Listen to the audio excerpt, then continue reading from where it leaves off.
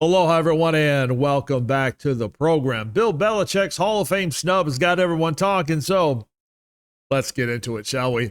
Please don't forget to like, comment, share, subscribe. If you agree with it, or hell, if you think I'm just full of crap, at the end of the day, it all kind of means the same thing, doesn't it? Now, for the record, only 3 NFL head coaches who were not part of the inaugural class in 1963 were first ballot inductees, and those were Tom Landry, Chuck Noll, and Don Shula. And that Bill Belichick is not number 4 has really got people freaking out. Even the Hall of Fame has responded, and, well, that really never helps to solve anything, does it? You know, from a pure qualification standpoint, it's really a no-brainer. Bill Belichick is second on the all-time wins list. He has more Super Bowl victories than any team other than the Steelers, and they both have 6. His 9 Super Bowl appearances are actually one more than the Steelers, and it only took him 18 years to do that. You add in his 2 rings that he won as the defensive coordinator for the New York Giants, and hell, he's on a very, very, very short list as the greatest coach of all time. But of course, you knew all that stuff. Now, 2 of the voters who did not cast ballots for Belichick and who actually had the balls to speak up about it, that being Kansas City Star columnist Vahe Gregorian. Apologies if I say that incorrectly, and I probably did. And reporter Mike Chappell. Again, apologies, probably said that wrong.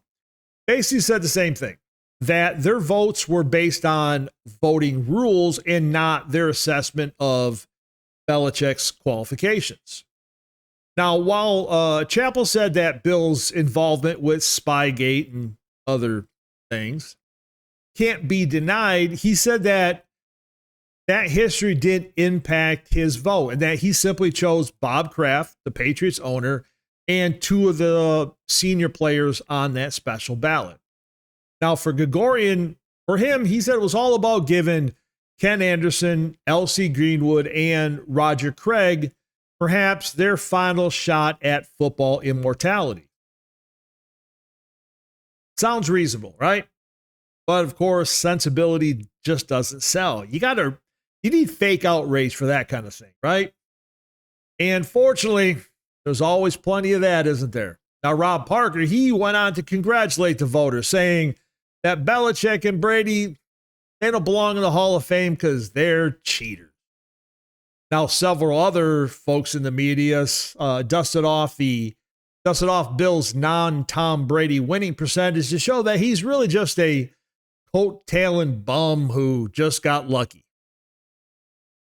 Stephen A.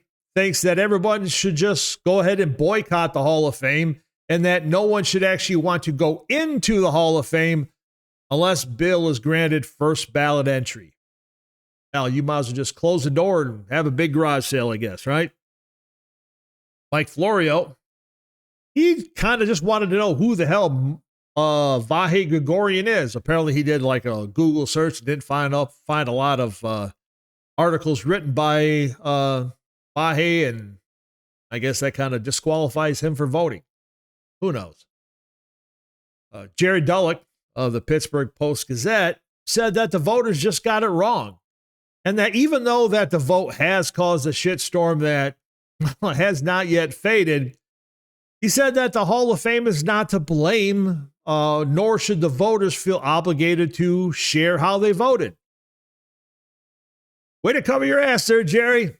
Nice job, man. Now, look, bitching about the vote is an annual event, and, well, hell, it's kind of fun, isn't it?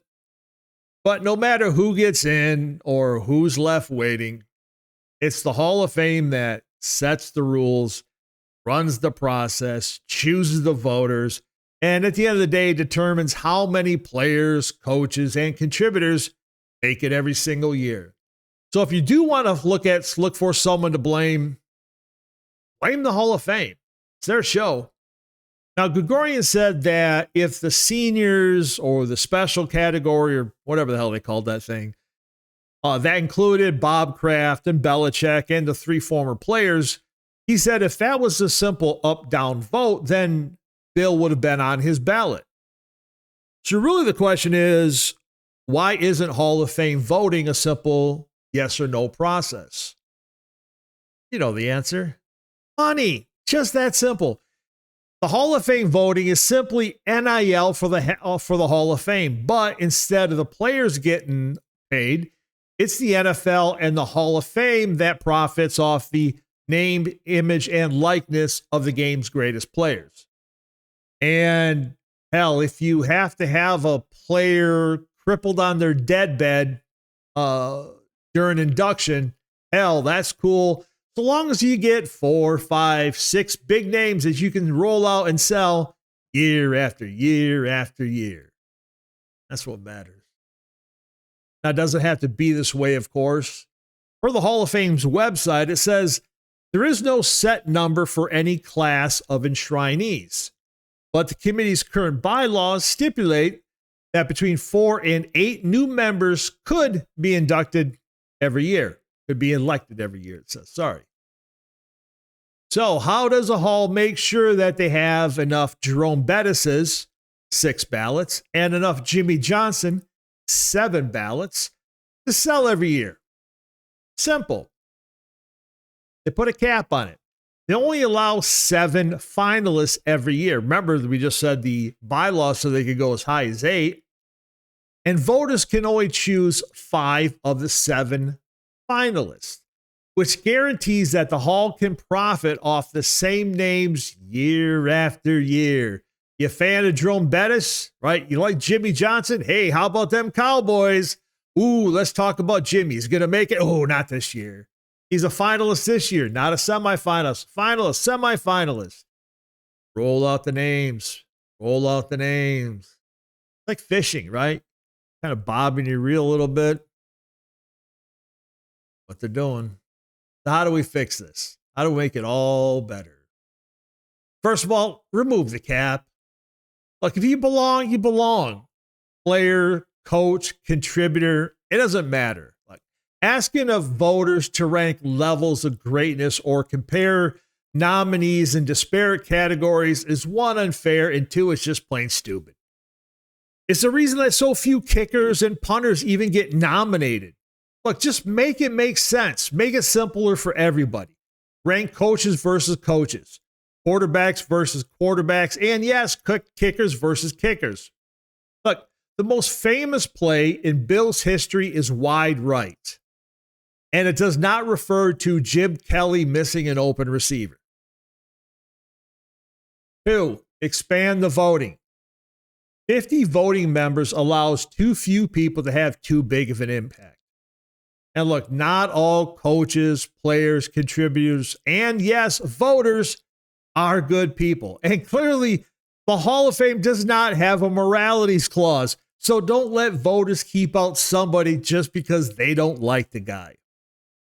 Also, increasing the number of voters increases the impact of those beautiful minds who discover that coaches with shitty quarterbacks tend to lose a lot of football games. Finally, make the vote public. Look, I know Jerry Dulac will disagree, right? Because he believes that it is preposterous that the public and those affronted by what they perceive to be a miscarriage of justice are owed some measure of transparency. Really what he wrote. Well, first of all, he's wrong, okay? And yes, yeah, sure, it's fun to sit on your throne of NFL access and dismiss the ramblings of the uneducated. I mean, look, there's a reason people go on power trips. It's less expensive than a real vacation and probably more fun, more fulfilling, I guess. But the blowback has been loud and consistent enough for the Hall of Fame itself to respond, which I said earlier doesn't make things any better. In a statement, the Hall said, the Pro Football Hall of Fame understands and respects the passionate reaction of the many fans, media members, and shrinees of the Hall itself. It's that very passion that propels the game. Of course, it goes on to say that if they do find any shenanigans going on, that they will correct it because nothing is more important than protecting the honor and history of this great game. Now, Will the Hall do anything? No, of course not. But please do make sure you stop by the gift shop on your way out. Maybe pick up a terrible towel or a Len Dawson bobblehead. Something good for your collection. Something to remember the Hall of Fame by. Anyway, that's all I got. I'm on to something or I'm just full of shit. Like, comment, subscribe. Just let me know. See you next time, whenever the hell that is. Take care.